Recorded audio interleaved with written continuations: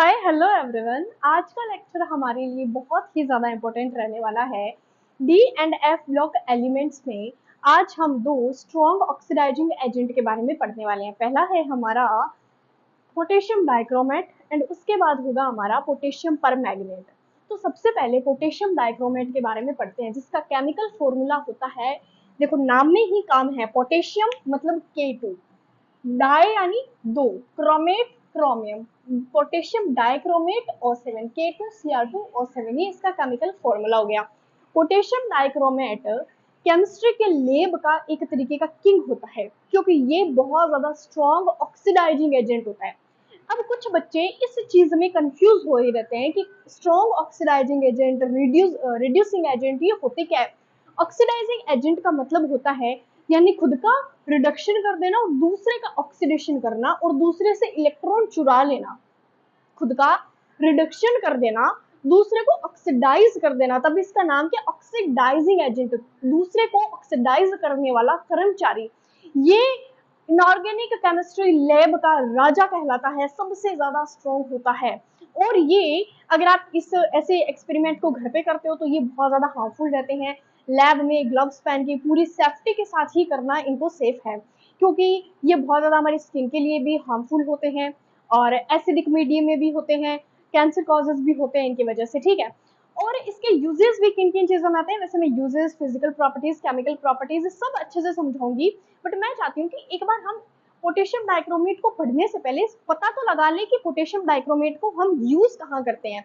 General life में इसके uses देखे कहाँ होते हैं, लेदर टैनिंग में, जो भी लेदर की चीजें बनती है जैसे पर्स, बेल्ट वगैरह, लेदर के जो भी चीजें बनती है चमड़े के, उनका यूज होता है पोटेशियम डाइक्रोमेट का, ठीक है। आग लगाने में स्ट्रॉन्ग ऑक्सीडाइजिंग एजेंट है, आग लगाने में, लकड़ी को दीमक से बचाने में, और दूसरे को जैसे Fe+2 एक आयन है, Fe+2 एंड Fe+3, इस चैप्टर में मैंने Fe+2 Fe+3 बहुत अच्छे से समझा दिया है। Fe+2 हमारे ब्लड हीमोग्लोबिन में होता है, Fe+3 जिंक लगने का काम करता है। तो ये क्या करता है, पोटेशियम डाइक्रोमेट Fe+2 से Fe+3 में बदल देता है। ये मतलब इस अब ये क्या कर रहा है, +2 से +3 में बदल रहा है, +2 से +3 यानी इसमें क्या हो रहा है, ऑक्सीडेशन हो रहा है। तो और पोटेशियम डाइक्रोमेट को ऑक्सीडाइजिंग एजेंट कहती क्यों है, खुद का रिडक्शन कर लेगा, दूसरे को ऑक्सीडाइज कर देगा। तो इसमें आप देखो Fe+2 से +3 में बदल दिया। और भी आप आगे देखते जाओ, इस वीडियो को क्वेश्चन से देखो, पूरा पोटेशियम डाइक्रोमेट क्रिस्टल क्लियर हो जाएगा। अब हम पढ़ेंगे प्रिपरेशन मेथड की, इसको हम बनाते कैसे हैं। बनाने के लिए आप क्या करते हो, लैब में आपको क्या करना होता है, ध्यान से देखो, क्रोमाइट ले लो, क्रोमाइट ले लिया, उसके बाद सोडा ऐश ले लो, Na2CO3।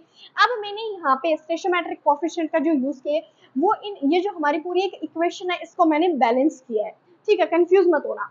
मैंने क्रोमाइट लिया 4FeCr2O4 प्लस सोडा ऐश लिया 8Na2CO3, फिर इसको हवा में गर्म किया। हवा में गर्म किया तो हमने टेम्परेचर कितना दिया, 1200 डिग्री सेल्सियस हमने टेम्परेचर दिया।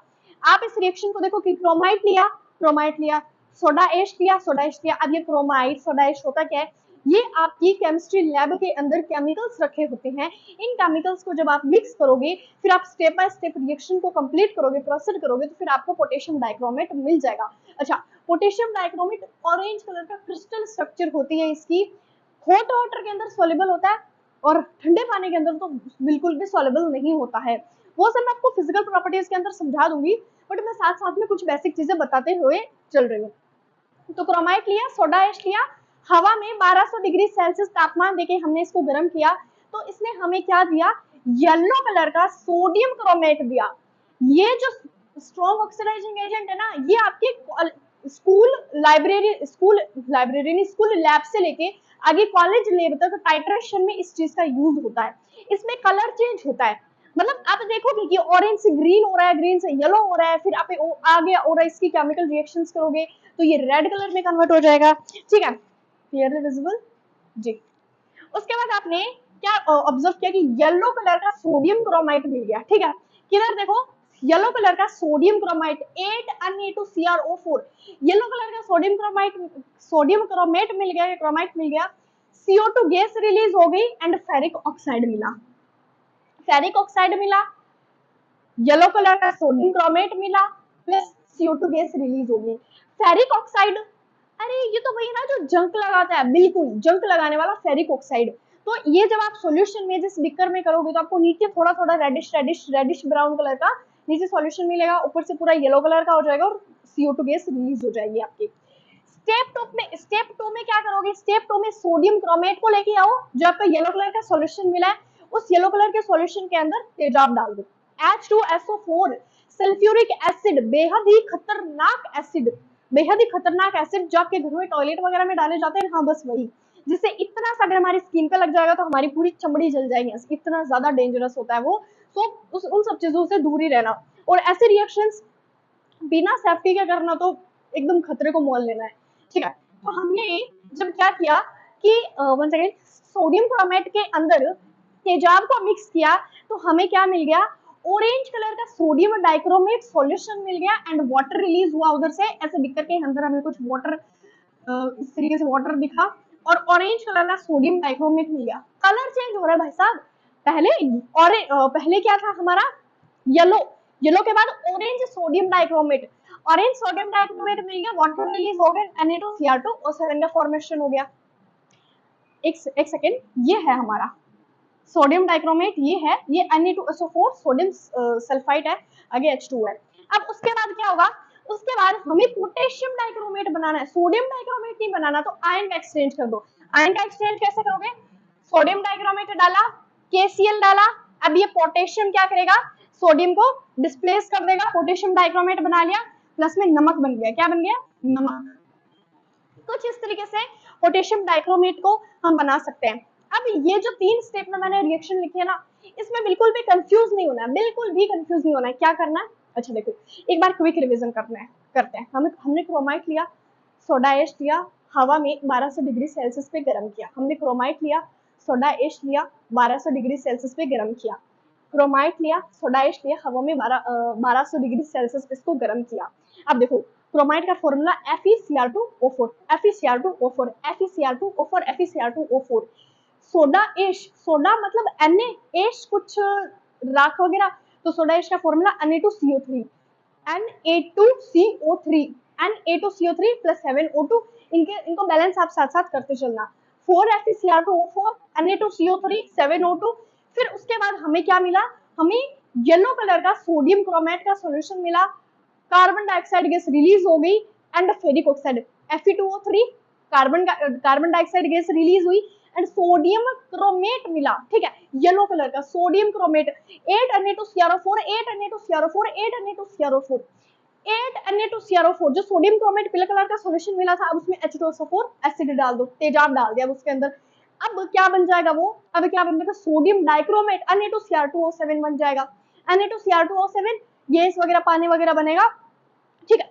अब Na2Cr2O7 के अंदर आप इसको आयन को एक्सचेंज करने के लिए KCl डाल दो, KCl डाल दिया तो अब क्या बन जाएगा, K2Cr2O7 प्लस NaCl। ये मैंने बोर्ड पे पहले से रिएक्शन लिख के इसीलिए रखी है ताकि आपको साथ साथ में कंफ्यूजन नहीं हो और हमारी बैलेंसिंग में गड़बड़ नहीं हो। अब आप इसको एकदम स्टेप बाय स्टेप अच्छे से उतार लीजिए, फिर उसके बाद हम इसकी केमिकल रिएक्शन करते हैं, उसके बाद इसकी फिजिकल प्रॉपर्टीज पढ़ेंगे कि ये रिएक्शन, ये हमने जो पोटेशियम डाइक्रोमेट बनाया है, इनका यूज कहाँ का होता है, टाइट्रेशन में इसको हम किस तरीके से यूज करते हैं, आइए देखते हैं।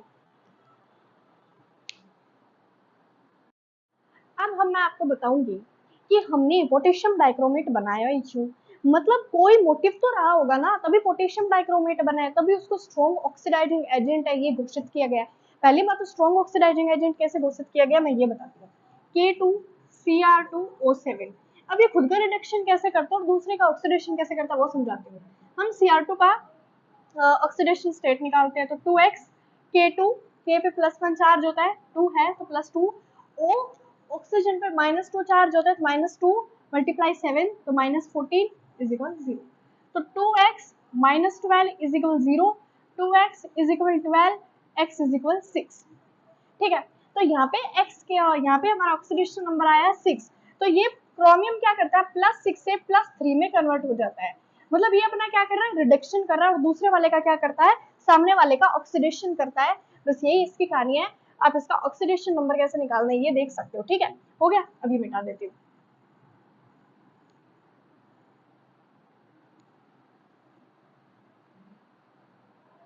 अब देखो पहली बात तो कि पोटेशियम डाइक्रोमेट हमने बनाया ही क्यों लैब के अंदर, ठीक है, ये क्लियरली विजिबल या बनाया ही क्यों, इसके पीछे कई रीजन हो सकते हैं। पहला तो ये कि हम आयन टेस्ट के लिए हम पोटेशियम डाइक्रोमेट का यूज करते हैं।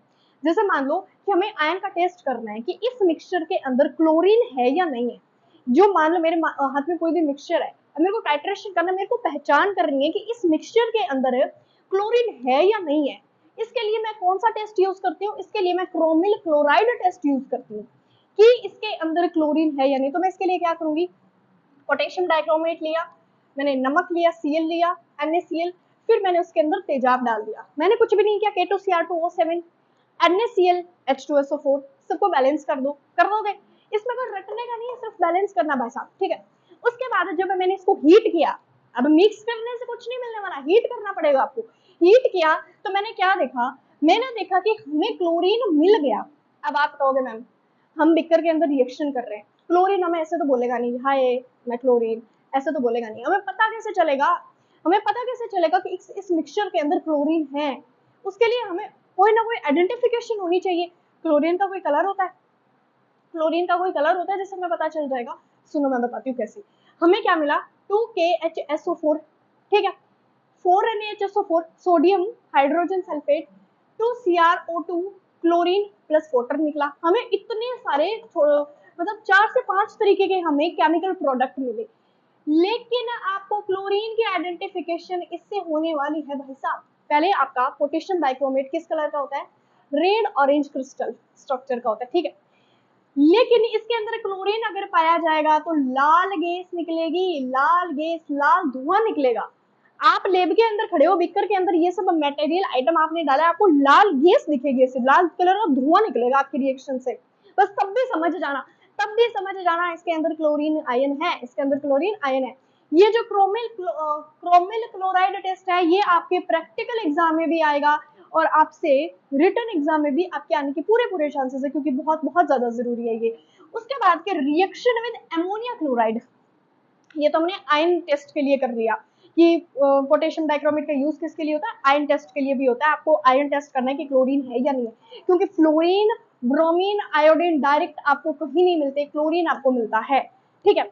अब दूसरा यूज कहाँ होता है, क्या था, पोटेशियम डाइक्रोमेट बहुत ही स्ट्रॉन्ग ऑक्सीडाइजिंग एजेंट था, खुद रिड्यूस हो जाता था, दूसरे को ऑक्सीडाइज कर देता था, इलेक्ट्रॉन की क्या करता था, चोरी। आप देख सकते हो कि क्रोमीन +6 से +3 में जा रहा है, तो कितने सारे इलेक्ट्रॉन हड़प के बैठा, +6, फिर रिडक्शन कर रहा है खुद का।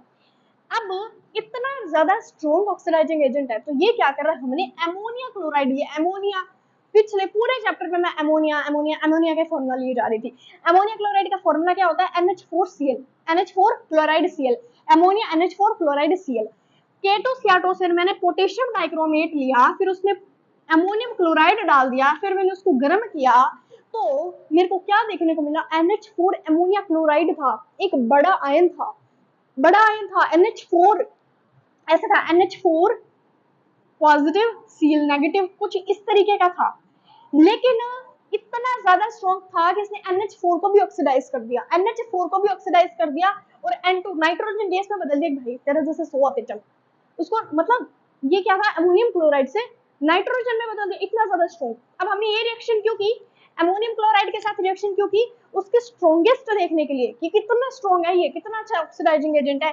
मैंने क्या किया, पोटेशियम डाइक्रोमेट लिया, अमोनियम क्लोराइड के साथ गर्म करके रिएक्शन करवाई, पोटेशियम क्लोराइड मिला, पानी मिला, N2 नाइट्रोजन गैस आपको रिलीज होती हुई दिखेगी। मैम कैसे पता चलेगा, ग्रीन कलर की होगी, बता देती हूँ, ग्रीन ग्रीन कलर की होती है भाई साहब, ठीक है। अब मैं कुछ फिजिकल प्रॉपर्टीज बताती हूँ। वैसे ये पोटेशियम डाइक्रोमेट की काफी प्रॉपर्टीज है, आप काफी चीजों के साथ रिएक्शन करवा सकते हो, अपनी एनसीईआरटी से नॉर्मल रीडिंग कर सकते हो, लेकिन ये दो बहुत ज्यादा जरूरी थी। प्रैक्टिकल एग्जाम के अंदर ये तो लिख के ले लो, आपको पूछी जाएगी, और रिटन एग्जाम के अंदर भी यही सबसे ज्यादा पूछी जाती है।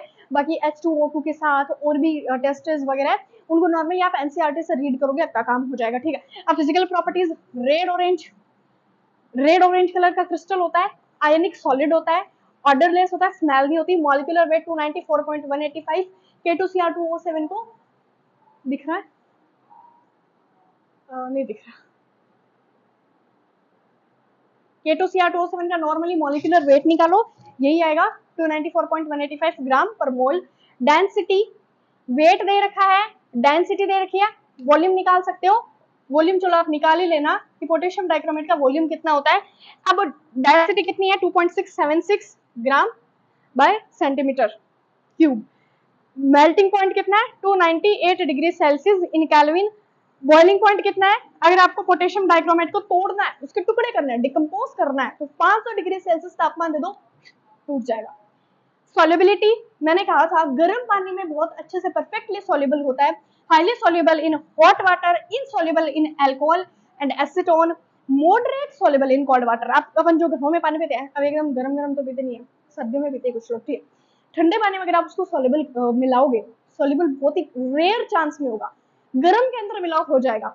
अब अल्कोहल OH, अल्कोहल है ना पोलर है, पोलर के अंदर इस बेचारे इतने बड़े एलिमेंट का, इतने बड़े ऑक्सीडाइजिंग एजेंट का क्या काम, ना तो अल्कोहल में होता और ना एसीटोन में, लेकिन इसके काम भी होते हैं। इसके क्या काम होते हैं, अल्कोहल को और अल्कोहल को एल्डिहाइड में कन्वर्ट कर देता है, ये सब ऐसे बड़े बड़े काम करता है, छोटे मोटे काम नहीं करता, बड़े बड़े काम करता है ये। अच्छा, यूजेस लेदर वगैरह में मैंने पहले ही बता दिया था, आयन टेस्टिंग के अंदर स्ट्रॉन्ग ऑक्सीडाइजिंग एजेंट है, और रंगाई में जैसे कपड़े रंगाई वगैरह होते हैं, उन सब के अंदर यही भाई साहब काम आते हैं। So thank you so much guys, इसी तरीके से पढ़ते रहिए, आगे बढ़ते रहिए, और अगर आपको वीडियो पसंद आई हो तो लाइक कमेंट शेयर जरूर कीजिएगा। Thank you so much.